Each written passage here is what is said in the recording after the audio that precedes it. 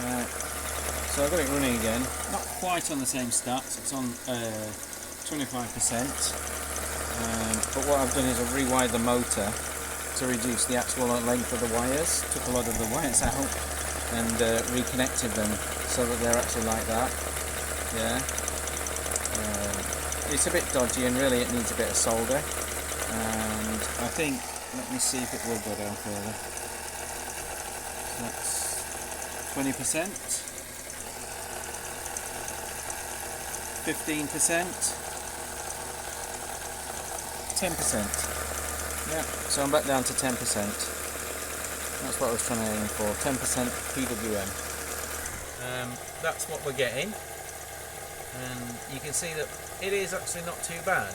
I mean, obviously there's a lot of noise on there. If I can try and get it, I'll have to do all this one-handed because I hold the other hand with my fan. And we'll see, can we see the other side? On the odd occasion it's there, I think so, yeah. There's obviously quite a bit of noise on there, so I'm not quite sure how that's affecting things. I'm guessing these things are getting a bit hot, but I'm hoping they're going to cool down now because we're on 10%.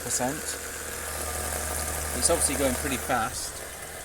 If I bring the scale down, we'll be able to see the speed of the rotation. There we go. Up a bit.